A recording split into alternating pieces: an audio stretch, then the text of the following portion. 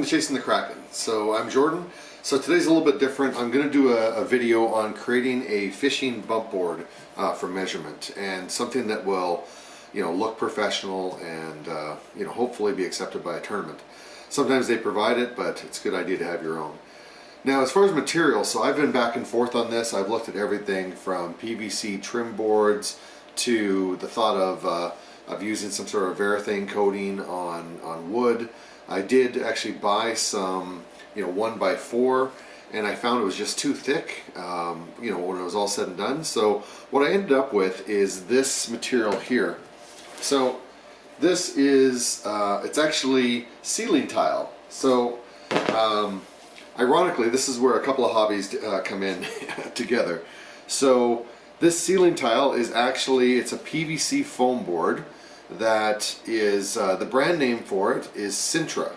And it's actually, I think it's owned by GE Polymer Shapes, is where I used to buy it.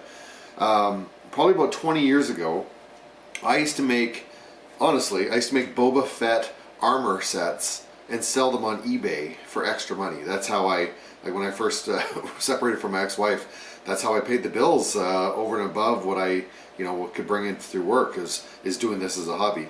So I used to use 3 mil. This is actually 4 millimeters thick, and obviously PVC, because it's foam board, it's closed cell, it's going to float, it'll have some buoyancy to it. It's also white, so I don't have to paint it, and it's something that you can actually CA glue or crazy glue will work really well as an adhesive, and it's easy to cut. You can cut it with an X-Acto knife, as long as you're careful. You can mold it if you wanted to make things like Boba Fett armor.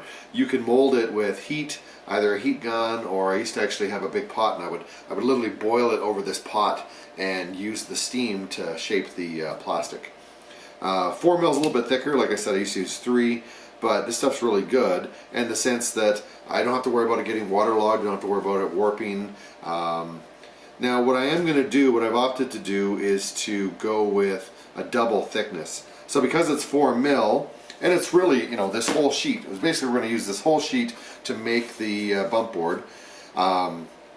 It's a little bit thicker would be nice, because we don't want it to be, too bendy or too fragile. Let me just show you what I'm working with here. So this foam board is 23.5 inch or 23 3/4 inches across, and it's a little bit less than that top to bottom. So unfortunately, I'm not going to be able to make a 48-inch bump board, but I'm going to end up with a 47-inch bump board. But if I start catching fish that are above 47, well, I might need something bigger than this bump board. So that's the idea. Let me show you how I'm going to lay it out. So we have 1, 2, 3, 4 strips that are 4 inches wide by 34 3/4, or sorry, 24 3/4. I keep getting that wrong. This strip here is actually just the leftover. And then we have a strip here which is 3 inches. This will be the back of the bump board, and then another one which is actually 3 1/4.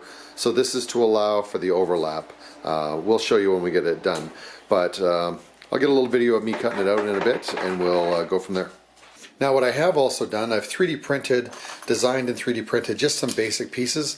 Now, the idea of these is to provide some stability for it. All this is going to be CA glued together. Now, you don't need to have a 3D printer to be able to do this. You could always substitute, just go a little bit extra with the adhesive, or you could use a piece of metal L bracket or something on the back. So that's an option for you as well. Anyway, so just to show you how it cuts, 1 second. Okay, so now you can definitely cut this with a scroll saw or a band saw or a circular saw. You can do any of those items. You can even cut it with a Dremel. One thing you should note about PVC is that polyvinyl chloride. So that's what PVC stands for.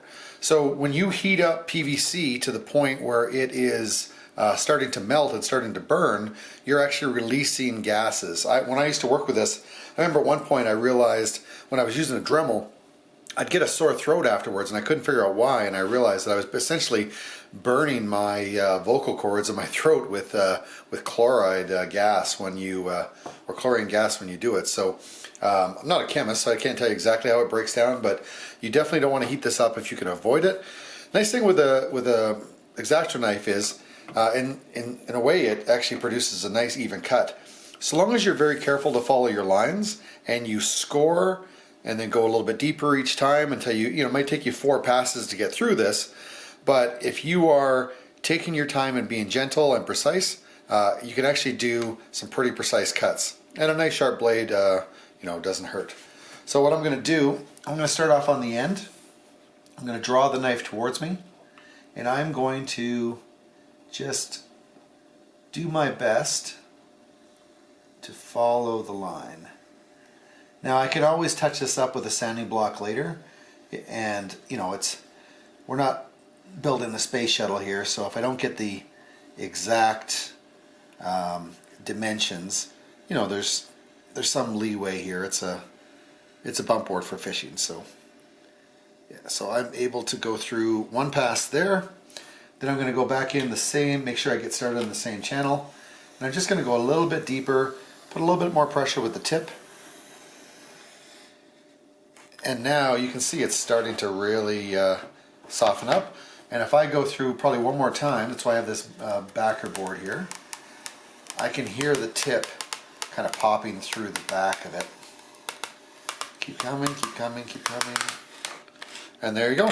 So 3 passes with an X-Acto knife, nice straight edge, and then you can assemble it. So you can imagine it'll be 8 millimeters thick. It'll actually be fairly sturdy, especially with this this sort of backer plate on it as well. So I'm going to get these cut out, and then in the future, I'll when I go to assemble it, I'll go through that part with you. A few moments later. All right. Well, she's done. I did jump to the past the assembly part, but I think I can guide you through it. So let me show you the finished product.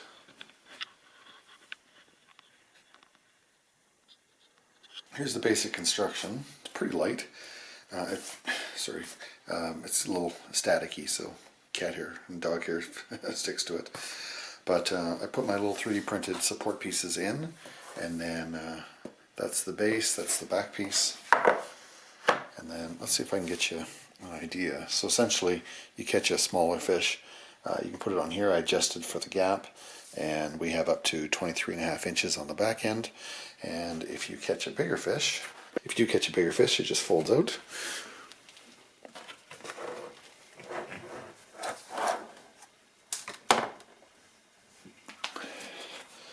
And there you have it. So we go all the way from 0 all the way out to 47.25, which should accommodate pretty much anything I catch. So anyway, thanks for coming along, and that's my bump board. Oh, the tape I got, this was actually provided as part of the Big Pike Challenge run by the Stettler Board of Trade, and I've repurposed it for this. So this hinge is a little bit stiff, but yeah, she works fine.